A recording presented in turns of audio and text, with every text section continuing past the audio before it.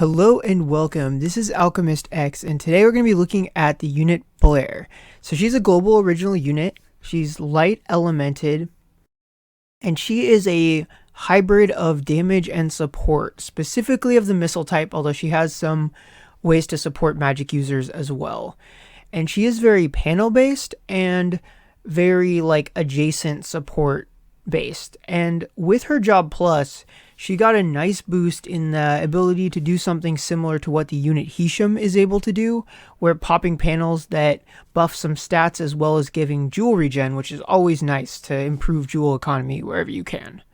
So some things that I want to go over before the more traditional unit parts of the review are, do I think that Blair is a must-have / must-pull unit? And up front, I'm going to say no. I'm going to say I think her kit is good. And I think if you have her and you have light shards to spare, your DPS needs are taken care of already, you've got all that, then yeah, I think she's worth raising and she can boost some units, some way more than others. Like Tiph is great together with Blair. Another really good one with Blair is Soul. Or if you just like running missile comps in general, then she could definitely have more value. But the thing to consider is that she is a limited unit who has a limited memento. Luckily, the memento is not really that necessary for her support capacity. If you want her to do more damage, then yeah, you probably want the memento. But as far as putting down panels that can quicken, putting down panels that'll buff agility and missile damage and give jewel regen, doesn't need the memento for that. The only pain is that she can be a little hard to raise because the only time you can farm her shards is just random 1 week periods where you have to have her as a unit in order to be able to farm the level in the first place. So that's less than ideal. So if you don't have her, I wouldn't say you should go out of your way to get her. You'd probably be better off chasing units like Tiph or other more damagey units. Unless you're all good, or just if you really like Blair, then yeah. But I would say that this job plus is a noticeable improvement. I never thought she was bad, but it was always kind of hard to justify running her over other supports. But in this case, she can now be the key to being successful in a map, especially in a missile-based team. So a little context on the setting here. This is the Phantom of the Alchemist Hell level, which I think had some pretty stringent requirements on the kind of units that you'd be able to do. Some, pretty decently high health check. They got a few damage checks because otherwise the level can become unwinnable if your pacing is bad. So I thought this was the perfect place to kind of give her a test drive. Because if you can be useful in a hell level, then I think that's a good case for the character. There's not going to be, much more challenging content in that. So, and in this case, it just happened to be a level where her kit was very beneficial because you want to be able to move units around and then be able to kill things from far away is also handy. So she's just helping out with that. So I have to say that I really like her. So I personally never went out of my way to get her. The game threw her memento at me over and over again. And I even ended up getting her on one of those shard banners. I did transmute her. I've never actually pulled her before, at least the first time. But it ended up being worthwhile. If you have enough to transmute global units, it can sometimes be worthwhile. You might want to wait until this current week the shards are farmable. That way you can start getting it going on the ability to enlighten them. Sometimes it works, sometimes it doesn't work as well. I'm sort of in the same boat with Era. The only difference is I haven't been as lucky at acquiring her shards just overall, so I'm just shy of getting her Gate 5. Luckily, she's been farmable in those temporary quests long enough that before the week is over, I'll have her Gate 5, and I'd like to showcase her too. I just wanted to wait until I got Gate 5. With Blair, I got 2 and 5, and in my opinion, those are the important gates, and everything else is just make her tankier, make her do more damage, if you even care about the damage. So yeah, that is about all I have to say before going into the unit screen and delving into the specifics. But one more thing, I'm going to fast forward real quick here to the end of the level just to showcase that not only can she help missile units, but she can just help any units, period. Okay, jump cut complete. So here at the end of this level, we pop some panels down to get Masamune enough jewels that she needs to just spam charge up, drain, as well as boosting her P attack. So what's cool about Blair is that if you are willing and able to invest in her, you have a unit that can almost entirely replace Hisham. The only difference being that Blair cannot veil. So if you're using Hisham in that capacity as well, she isn't a perfect replacement. But otherwise, very similar, just very fast panel buffer. But then on the plus side, she can also do damage as well as unit displacement, which can be very, very handy as well. So that way, you have a unit that can do all the support things that Hisham does, but then once the panels are all taken care of, they're not just like out of stuff to do. And I like that quite a bit. It's just the scarcity of her limited unit with a limited memento is the only reason I don't think that like everyone should go for her, because I think anyone who has her could definitely benefit from raising her. So yeah, that's about it as far as like all this preamble stuff, a little bit longer than normal, but I just thought I have to go over a little bit extra stuff because it's not just a unit anyone can just have easily like some of the others. But now I'll just go into the more typical part where we look at her on the status screen and go over skills and gears and that kind of thing. Alright, let's move on to that. And here we are at Blair's unit screen. So this is the setup that I used on her while I was in that hell level, with one difference. I did not have any runes equipped on her at the time. I have since equipped a few of them, mostly just for P attack, because in my opinion, for the level of investment I have in Blair, a little bit of damage on the side is good. So I went for P attack. If you're not interested in damage, then I'd just say HP, or don't even bother.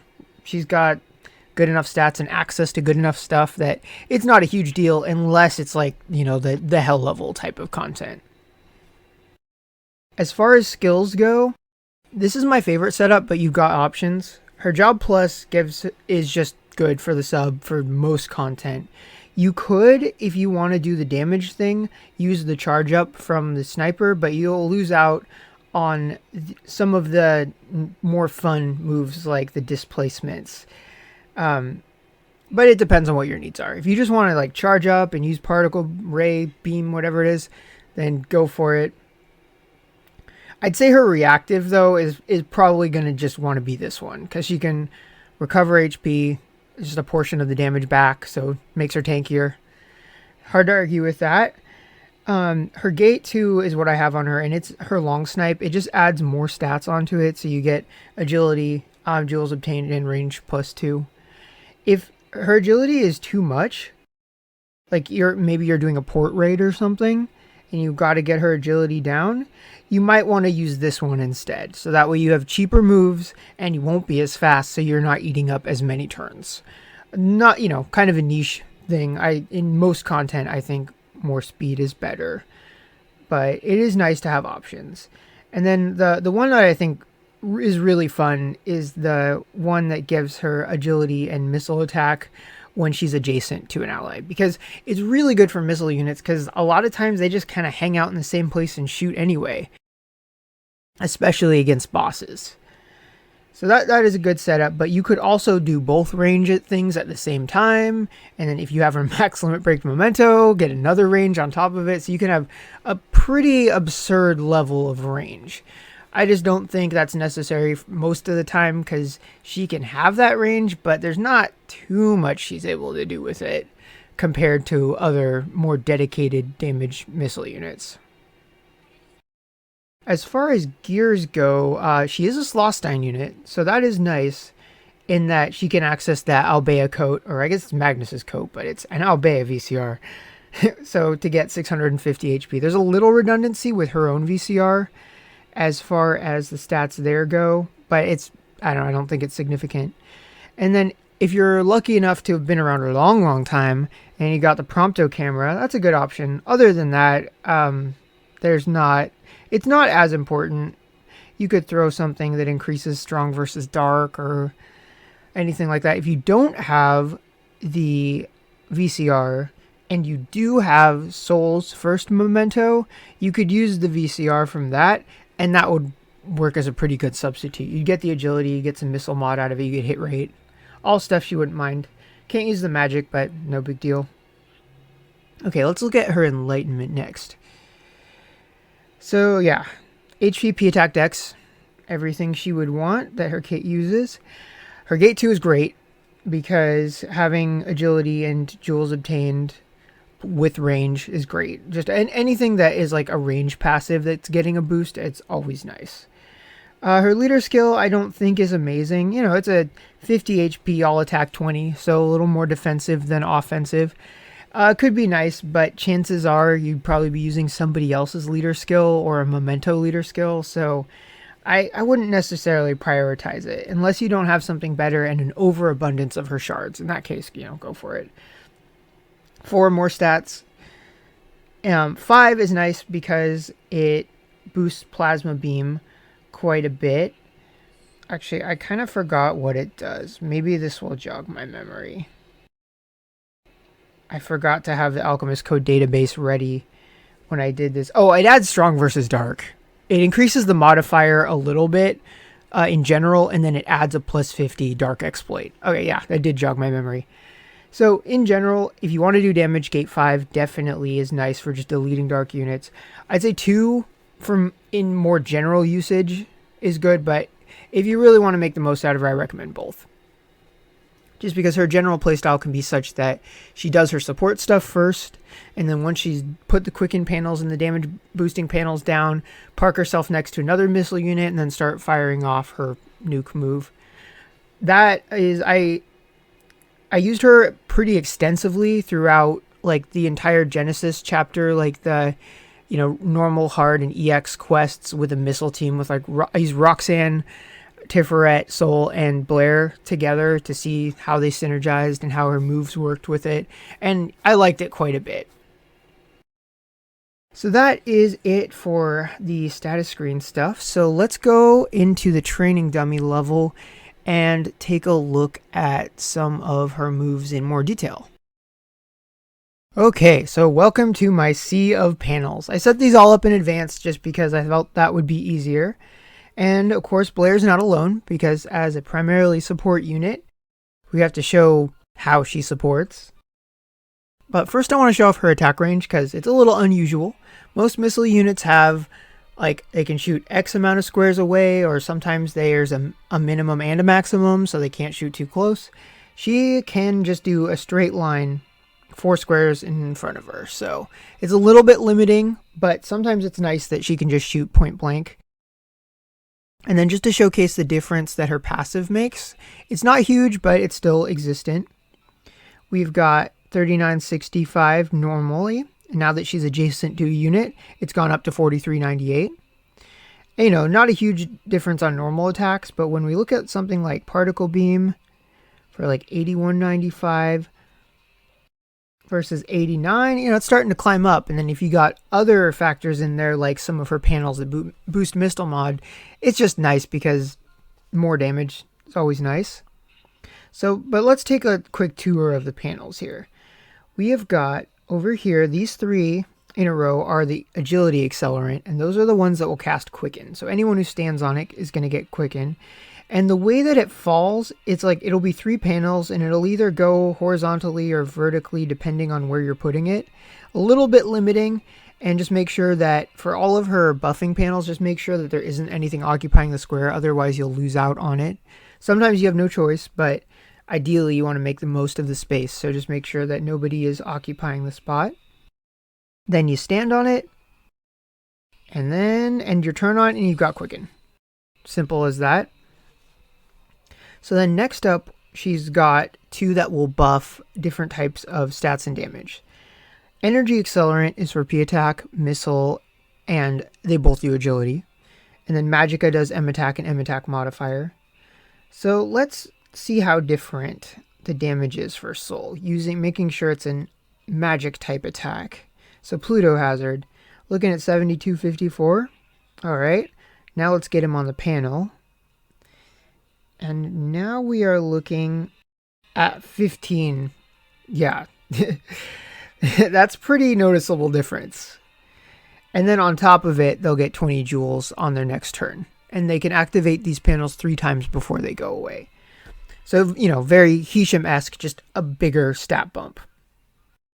Yeah, let's just go ahead and train a spell on that guy. And then just to... Oh, I don't know if Roxy can get in a way that will... Actually, we can use Alchemia Cluster. Alright, 4.4k versus 6.7. So not as insane in modifiers, but my soul's also way more OP than my Roxanne is, so it's still nice to get some extra mods going there. And then Tiferet, who wants Missile Mod, but also wants M Attack, because the stat modifier for either P Attack or M Attack is like 75%, it looks like she's just better off using the M Attack panel. If you can get her adjacent, you might want to settle for the P Attack, depending on who else is in your party. But under most circumstances, for like Tiferet, Ravenna, etc., I would use the M Attack panel. And then over here, we've got her flare arrays and Nova detonators. So Flare will do Paralyze and Blind, and then Nova will do Delay and Slow, and then they both do damage as well. And then the best way to get them onto the panels would be using her Displacement Bombs. So Repulsor moves them away from the center of the AoE, and Implosion moves them into the center of the AoE. And Implosion is like a big box 5 AoE, and then Repulsor is a cross. So yeah, let's get him onto the flare array first. They also do more damage if they have status effects, which is nice. Even if damage is not your primary motivator.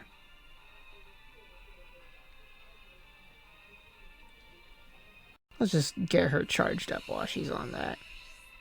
Oh, actually, yeah, this is a perfect opportunity. So she's at 4605. So I'm wondering, is it base or is it just a regular buff? Because if it's a regular buff, they're not going to stack. Actually, Blair's not the only one that can displace.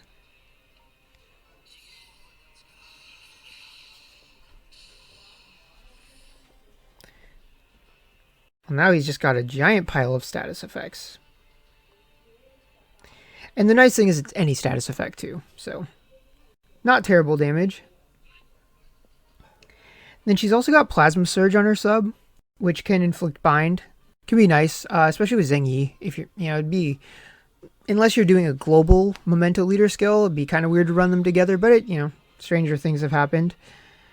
And then she's also got a Defense Ignoring Jewel Drain, which can be nice if you're low on jewels, because it only costs 10. In general, like if you've got like the Albea coat or her VCR, she's pretty good jewel economy wise, and then the panels only help that. But then let's take a look at her nuke. Let's do it once on the physical panel while she's not adjacent to Roxanne. Range is pretty good though, by the way. And then we'll take a look at it again with the buff and see how big the difference is. Actually, let's do the same thing with Roxanne. 83 versus 91. Not huge, but still noticeable. And we didn't forget about Tiferet, although her range... Oh, no, she's good. So yeah, pretty big bonus for her as well.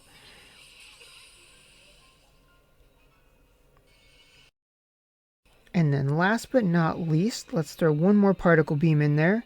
Now we're looking at 17k. So yeah, not terrible for a unit who I mostly just thought of as a panel bot before I started really experimenting. It does help that he's a dark unit. You'd be noticeably less damage if they weren't a dark unit. But it's still nice to have. So yeah, that's pretty much her kit in a nutshell. She can do panels, displacement.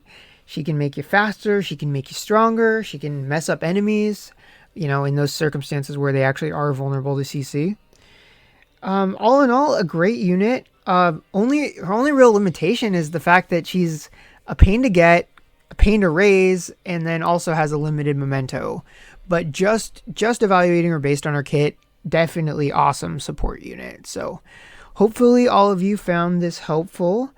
And the next unit I want to take a look at is going to be Ira, just like as soon as I get her gate 5. So with that, I will see you all next time.